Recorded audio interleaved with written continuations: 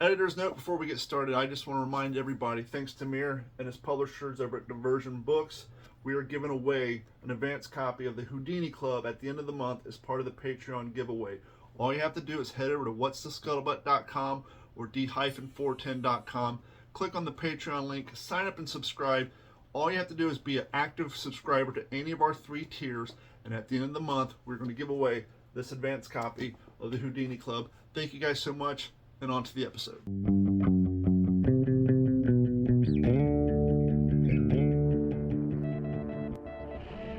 Digital 410 Media proudly presents the What's the Scuttlebutt Podcast with your hosts, Don Abernathy, Jeff Copsetta, and Dennis Block. Welcome, everybody, and welcome to another episode of the What's the Scuttlebutt Podcast, your favorite World War II based podcast. And we are back together live. Not live. Well, we're live, but you guys are hearing us post live. We're back together as a group, I should say. Our guest today, Mir Bahmanyar. It's really, truly an honor to get to introduce you today. And you're just, I mean, there's so much that you've been involved in, so many accomplishments.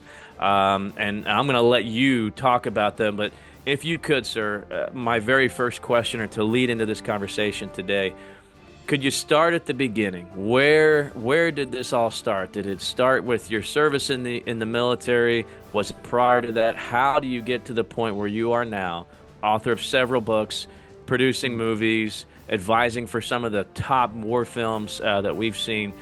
Where did it all begin for you, sir? And by the way, thanks for having me on. I am more honored to be on, so it's very nice. I can keep it really short. I know time, like anything else, we have limited amounts of it.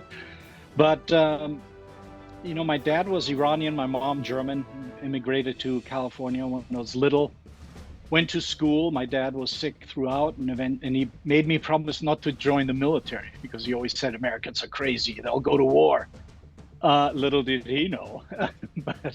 But anyway, so when my father passed, I finished my 4-year degree, and then I went into the 2nd Ranger Battalion for 2 years as a machine gunner. The worst job you can possibly have as a grunt. Well, maybe mortars, and back in the day, recoilless rifles were terrible too. But didn't go to Ranger school. It was during the time when we had all these budget cuts, and then they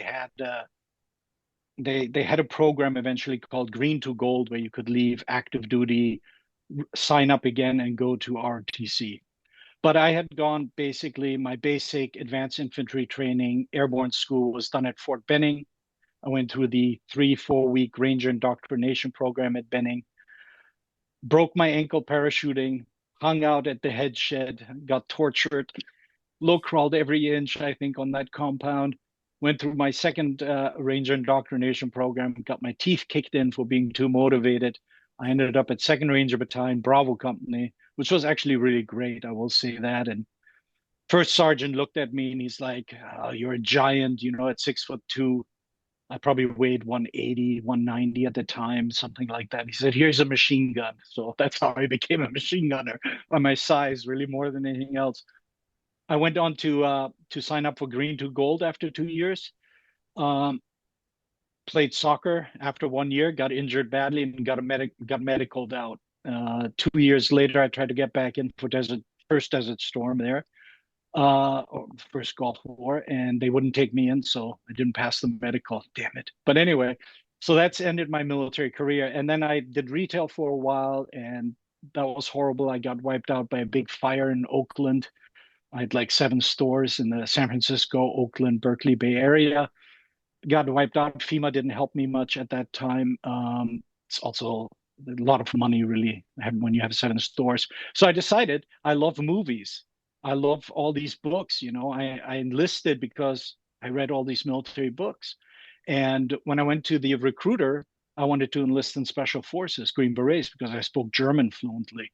And they're like, we only take prior service guys. But how about these Rangers? I'm like, Rangers, that's right. LERPs, Vietnam, I've read all this crap, wonderful stuff. Really love those guys. And so I went to the Ranger Battalion, but little did I know it became a light infantry unit, right? It was no longer 4 to 6 guys behind enemy lines. So it's kind of a joke was on me there, but still formative. I still talk to some of the guys, I was active for a little while with the associations and things like that. But fast forward, retail shop, I get basically burned out of business, and I'm like, I got nothing else to do. Let's go to Hollywood, make movies. I love movies, idiot. And overall it was interesting. I stayed away as much as I could from tech advising, because you get pigeonholed very quickly. I know you had Dale Dye on. I'm sure he could have told you all about that. So I acquired a lot of properties, including, like I said, Marine Corps book on Korea with the old breed, other things. And, I tried to make my way there. And on occasion, I would do a little bit of tech advising, but I primarily passed it on to other people. So I did tech advise a little bit on Black Hawk Down for Harry Humphreys, who was a Navy SEAL, who handled all of Jerry Bruckheimer, the producer, all his films. Worked on that for a little while. I worked on We Were Soldiers Once and Young for a couple of weeks until they said, you're not in the Union, get lost. So I got lost. But I had the good fortune of doing The Good German, which is that the right way? No, it's the wrong way. That's George Clooney's hero uniform back there. So that was a lot of fun. And I tried to produce, and I sort of ended up writing a little bit. But what had happened is I'd done all this research on Black Hawk Down. And the Rangers who had been there from Bravo Company 3rd Ranger Battalion were really awesome. A lot of them came, sent me pictures. I even talked to guys from 10th Mountain Division who are medics, and they sent me pictures. And I compiled a list of all the images. I compiled a database of all the Rangers with their phone numbers, email addresses, passed it on to production. And eventually they didn't take me with them to Morocco to film. And that's perfectly fine. So I was a bit annoyed. I'd done all this work and I had all these images, and I'm like, now what? So I just reached out to a publisher in the UK, online, early days, when online just kind of started. And they hired me to write an article, which didn't get published. And then I sort of, on occasion, would write a book as I was trying to make it in Hollywood. So, I'd written, I think this is my 5th Ranger book now. And I cover anything from ancient through modern stuff. I think the book before this was on Second Bat Boy in GWAT in Afghanistan, Iraq, which I think was a great book, actually. So I've been in that. And when I got out, I stayed with associations, Ranger associations. I was on the board of directors. So I did things like that. And Hollywood was really interesting, but also very tough, very challenging, So unless you know people or you have a lot of money or you have that hot property that everybody wants, it's a grinder there. So I wrote a little bit here and there, tried to do Hollywood, and then I got a bit sick of Hollywood after a while. And I wrote screenplays I ghost wrote for like some A-listers who'd done some big movies and some big TV shows. I tech advised a little, but ultimately I met someone and we moved to Canada. And the interesting thing is when I came, I'm going backwards a little, but when I came down to LA, I don't even remember, pardon my French, early 90s, I think it was. And I had talked and mailed people from Meralds Marauders, on China, Burma, India theater. And this is in the day, some of you might remember this, we used to write letters. So I would write letters to these old timers, and I'd send them a questionnaire of like 50 things I was interested in. I'd send them in then a stamp address self-envelope kind of a thing, and ask them, if you have the time, please fill this out, send it back to me. And I started with Meralds Marauders, the 5307th, because that's kind of what the Ranger Battalion also was drawing its history and lineage from. So those guys started to send me some material back. So I kind of got a little bit into it, talked to a few people at association meetings here and there.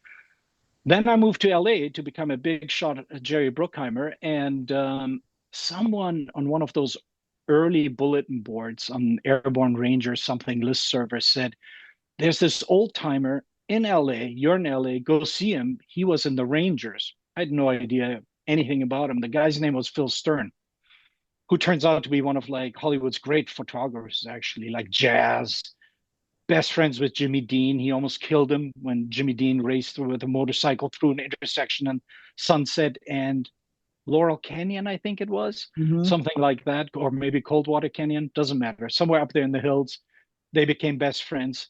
Phil had been already a star photographer. World War II breaks out. He didn't want to sit out. he goes to Europe and becomes combat camera, right? He works for the U.S. Army Signal Corps, and it gets attached to the Darby's Rangers. So I managed to get a hold of Phil Stern, meet him, go to his house, like in the heart of LA, really near studios. And he had something like, I don't know, 800 or so black and white and color pictures of basically World War II.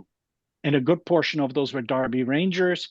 And then he did a hell of a lot on the Sicilian campaign. So we developed a great friendship, although he could be quite a pain in the butt. You know, the older you get, like we are, you can become a bit difficult. But he was really a great guy, and he opened up his archives to me, and he's like telling me all these stories about JFK, you know, John Wayne, James Dean, Darby with the Rangers, this, that, and the other. And through him, I met a lot of the original old boys from Darby's Rangers who were 1st, 3rd, and 4th Ranger Battalion. Although I also met guys who were in the 2nd, 5th, all that, and Meralds Marauders. But because of Phil, I started to really shift my focus toward Darby's Rangers. So I accumulated things here and there. I wrote a small, skinny book for Osprey. It's like 64 pages. Phil provided pictures. I made a donation, of course, to the association on that. Because really, the intent was never to make money. And any book author will tell you, you make no money unless you're like, you know, some bigwig. Fast forward, you know, life goes on. I'm doing Hollywood, dropping out, moving to Canada, writing other books. And a friend of mine from 2nd Ranger Battalion back in the day, who was in weapons squad with me, he emails me, goes, "Hey man, I was just up in Northern Ireland. They have a museum there. They need help." And I'm like, what's going on here? I've heard a little bit about it. This Carrickfergus, Northern Ireland, north of Belfast. So I reached out, and they basically, that's kind of where Darby's Rangers were formed and founded, right? It's, I think, the only special, call it special forces. I'm always cautious with that term, but let's call it, for lack of better terms, elite force. It's the only elite force founded outside of the United States, I think, during World War II. So I talked to the museum curator, and she's great. They're terrific up there in Northern Ireland. And they're like, you know, we have this small US Rangers museum. Do you have material? Of course, I send them a ton of stuff. Meanwhile, Phil has passed. I think he's been dead for 4 years or something. But I get invited. I go to Carrickfergus, Northern Ireland, check out the Ranger Museum, meet some of the people there. They usually have some kind of annual or so shindig. 40, 50, 60 people get invited. The mayor shows up. The ambassador from the US shows up sometimes. And it was really inspirational. And I'm like, you know, I've accumulated all this stuff. You know, I've been to Fort Benning, to the library, microfiche, you know, all this. My agent tells me, "Hey, your novel is okay. I'm going to see if I can set it up. In the meanwhile, how about you make a little bit of money for me and get my 15%? Kidding. He never said that. And I felt it was 12. Darby's. We got you. Yeah, it was 12. And I felt Darby's was really, you know, Carrickfergus, Darby's, all these guys. And I'm like, there aren't any real books out on him other than Bob Black's. And I think the book that I like very much was 2009. He had written other books on Rangers in Korea and in World War II, and, you know, from the founding to the 19th century. So he's really a great Ranger historian, but nothing modern. And I had all this stuff, and I have had all these stories, you know, like some guys would say, Phil Stern wasn't a real Ranger. You know, he didn't train with us. He just takes pictures. You know, I'm laughing at that because I kind of know what that two-tier system is in the military, right? What have you done lately in the military is always the thing. And then others are like, "Oh, this guy just murdered this guy, and this guy was awesome. Oh, this guy was a coward." You know, you hear all these stories. And to be very fair, I think the guys talked to me because I was from the Ranger battalions. You know, I'm their descendant, literally. And I never had a tape recorder. I never sit there with pencil or paper. We just had conversations like we're having now. And they came back to me midway through the research. I've been to Europe. I've been walking the battlefields and all that kind of stuff. And I'm writing the book, and they come back to me and they throw this hand grenade in my study. They're like, "Hey, Mir, we have a great idea for you. Let us run that by you. We want to do more on the POWs. We want to really call this the Houdini Club," because that's what they were called, the guys who had managed to escape. So we kind of reimagined the book, and I think they did a great job. They really made it a much better book. I'm not saying it wasn't going to be a good book, but I think they made it a much more interesting book. So it is the story of Darby's Rangers, of the 1st Ranger Battalion founded in Northern Ireland, Carrickfergus. It's about their combat actions in North Africa, Tunisia, Algeria, Tunisia. It's them then growing in North Africa to 2 more battalions, going into Sicily, and then going to mainland Italy. Ultimately, 2 out of the 3 battalions get wiped out, captured. A lot of them get captured, and you have a ton of people escaping. The other thing I should tell you about We Led the Way by Darby and Balmer, I have read an unflattering letter that was sent to Bob Black by a general who was part of the team that created really the Rangers. And he said, this book, Darby's very colorful in it. They spent one night audio taping him and typing up his notes or something like that. That book isn't that accurate. I was laughing at it, but it's a really valuable book. I mean, I love it. I've read it a bunch of times. I quote from it on occasion because, again, nobody knows nothing at the end of the day, right?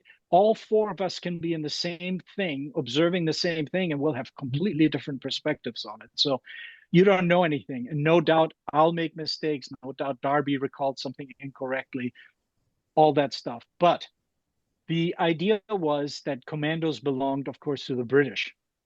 And the Americans were well aware that they can't call their new unit commandos. It's a British term. And so someone said, some newspaper guy came up with Rangers. Other people said there was Northwest Passage with Spencer Tracy that had come out like 5 years earlier, that was an inspiration. I should like to think our What about military Tolkien? leadership. Maybe Tolkien was the inspiration. Yeah, we need The main elves, character who maybe those are saves the day and British. becomes king is known as a ranger. Yeah, I would never put it past anyone, but I should hope that our American leadership uh, would remember their history, the British history at least, and then our, American history, and that's how the term Ranger was eventually used for it, of course. So, but yeah, that's a really great point. The British, and you had Gorham Rangers, you had Church's Rangers, Rogers Rangers. His statue is right above my head. That's Rogers Rangers in bronze. And they were British. We should acknowledge that, but to me, it makes no difference. My daughter goes to Rudder Middle School. There you go, Rudder. I have his book here somewhere. Yeah, so it was very interesting. And the thing that always surprised me is how stiff actually the French resistance was for periods of time. And of course, the Italians, people always give the Italians grief. I don't know why. I mean, they were not always well equipped. They fought. The Rangers certainly overran them and killed a bunch of them. They didn't take prisoners. I think they killed 100, 130 people in one of their night raids and only captured 10 as per order. And they just murdered them ultimately when you think about it, because war is legalized murder. We got to acknowledge that too. But they were really terrific guys. And in the first raid they did at night against Italians, they wore, wound caps. They didn't wear their helmets. That came a little bit later on. But it was very commando British raid, amphibious assaults, but also the ability to climb mountains, to work in desert. They're able, like the modern Ranger Battalion, you can fight in any terrain, any weather, whatever it is. But anyway, so they're in North Africa. They've done a great job. They've had some desertions. They've had some horrible things. They murdered some civilians here and there, but they killed also a lot of French and Italians and Germans. And there's the thing you can say about the Ranger Battalions, Darby's Rangers, is the individuals were well trained, well motivated, and they had a real good core of leadership from officer down to the NCO. And anybody who knows anything will always tell you the NCOs, that's literally the backbone of any unit. And they had some really awesome guys. Really hardcore guys who would get eventually promoted battlefield commissions as the war dragged on. To that point on leadership, I wanted to point this out earlier. You're talking about how the Rangers' initial idea was to be provisional. And you pointed out in your book that Darby did never let that out because he was concerned about morale. You have these guys doing this special type of training to be the special unit. No way in hell I'm going to let them know that, this isn't meant to last. This isn't meant to be a thing, that you guys are basically just going to be trained up and then hopefully spread your wisdom amongst the regular troops. And I love the fact that he really kept that from them to keep them feeling that, the training and what they were doing was truly a step above everybody else. Yeah, for sure. I mean, and I absolutely am 100% positive he knew, because, he was a staff officer. He sees all the paperwork coming back and forth. He accompanied Truscott, then colonel, who became a general eventually, well-known general, on his to Northern Ireland. So I'm 100% certain he knew. A couple of key players knew. The other thing that's interesting about Darby's Rangers is Darby interviewed all the officers that eventually would join him. 29 of them ultimately got signed. So he interviewed them all personally, which is incredible, right? And then those guys will be formed into boards, and they'd go out in turn, interview all the volunteers, and they'd make decisions on that. And eventually they get like 500-600 people, and they go to Carrickfergus, Sunnylands campus, where they really draw uniforms, equipment, start to get in shape and all that kind of stuff before they go over to the commandos. But yeah, it was always meant to be provisional. Eventually this becomes a problem, because the bigger you get, they do well in North Africa. Now the Allied planners are saying, hey, we're going to go to Sicily, and these Rangers have done a remarkable job. We're going to do more amphibious assaults. We need more Rangers. So they create the third and fourth, because second, Dawn, as you know, was already created in the United States and had a very minor, maybe 2 or 3 guys from Darby's Rangers who were physically no longer fit from North Africa, and they were shipped out to the US to help train the new Rangers. So the 3rd and 4th Ranger battalions were created. You were saying earlier how your book is a little more honest about certain things, and you and I were discussing off the air that I think that's important, because one of the complaints that outsiders have about things like what we do is the phrase romanticizing warfare. And so when you're honestly talking about some of the gruesome things that these young men were trained to do and did, some of them seem to enjoy doing it. It's harsh, it's grotesque, but it does a good job of de-romanticizing the war. You guys are experts on World War II. I mean, you've covered this a long time, and you do know the horrors of war. I mean, you read Eugene Sledge's book, that's first-person account. That's, to me, you only need to read that book to really see what happens. And I'm very pleased that you appreciate me putting some of those things in there. And I'm also very appreciative, again, of my publisher, because some people don't want to put that in there, right? They feel that you're attacking them, but you're really not. You're just showing the circumstances and the things they had to do. And some of these guys, as will be in the book, will develop severe cases of PTSD. There are heroic guys that we would consider heroes who, in the midst of a battle, break down because they can't handle the shelling anymore. They go away for 1 hour, 200 meters behind lines, recover their composure enough to go back and fight. That's hardcore. That's really hardcore. And that tells me you have good surgeons, good medical people who have an understanding with the Rangers at that time, that some people just need to be just kind of walked away from the fighting, given a break, and then they can return. I mean, real quick, Schunstrom, who's my big time hero, is a murdering son of a bitch and a heroic son of a bitch, really just hardcore, one of the youngest officers in the European theater of war. After the war, he can't make it in Hollywood. Sounds familiar, but I didn't go to war. He can't make it in Hollywood, and he robs gas stations, and gets caught, and there's a trial, and the judge, of course, dismisses it, says he's not guilty because of temporary insanity, and it's the government's fault for not having helped him after the war. So, and that was one of the first cases, I think the first case where they used PTSD in a criminal defense. I mean, these are the guys, right? This is what we're talking about. This is a guy who murdered an Arab just looking out a window. This is a guy who drove a 16-inch bayonet into the gut of some Italian in North Africa, shot at his own men at Cisterna when they all got trapped and they were surrendering to the Germans after running out of ammo. Yeah, these are stories that are worth telling. And he's a guy who escaped and spent months behind enemy lines, killing Germans, fighting with Italian partisans, and then making it back to his own lines. It's an incredible story. The Houdini Club itself, the stories, and I didn't put everything in there. I mean, there's we limited time and space, but I think we have 8 or 9 stories in there, and I try to be very judicious in the types of escapes. Escaping from an Italian POW thing, escaping while on a train, escaping while you're in Germany, or how do you hide in Rome at the height of German occupation? So I try to really have a good broad cross section of all the guys who make it out. Jeff, you got a follow up? Great book.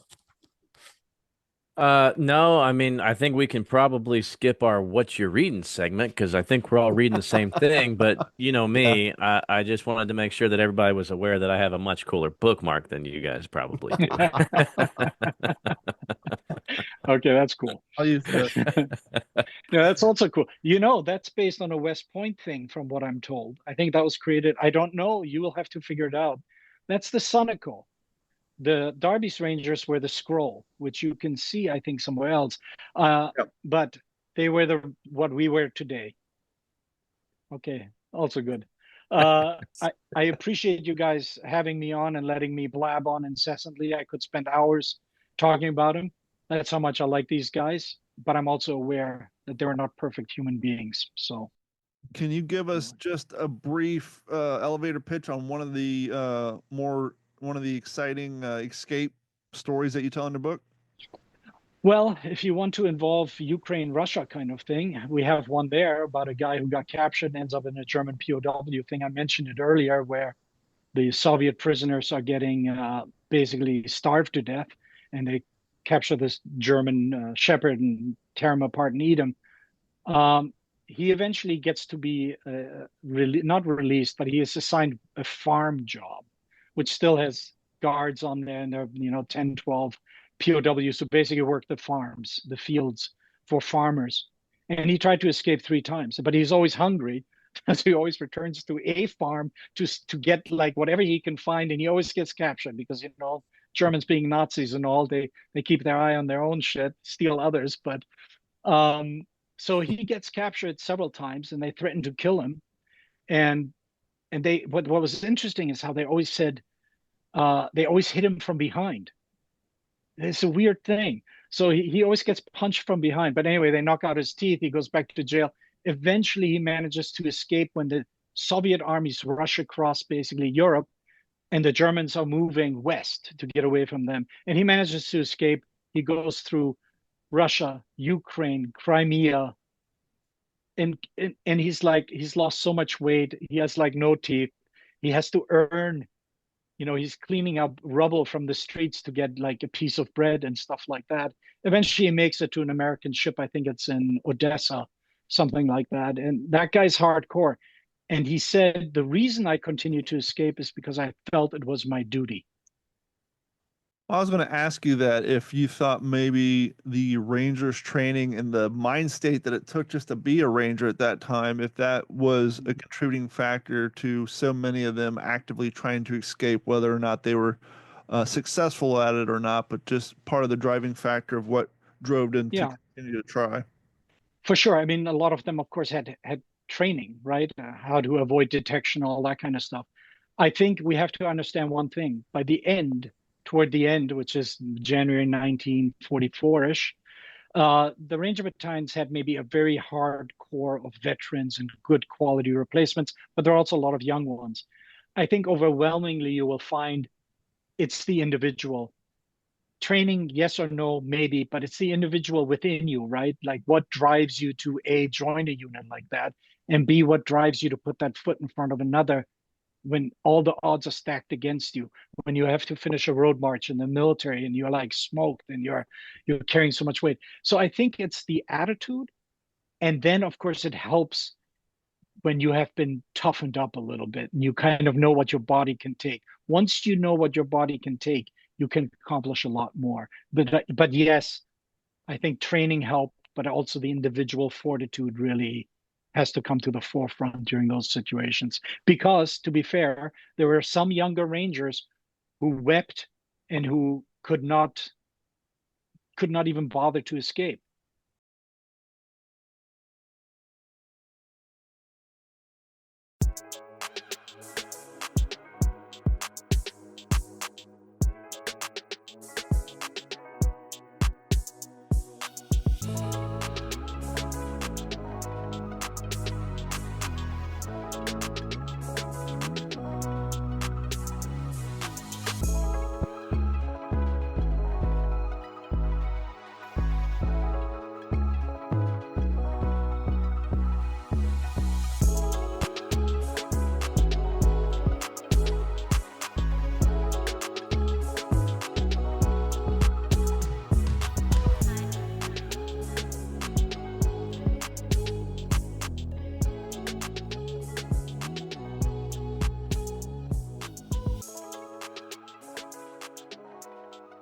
This has been a Digital 410 production.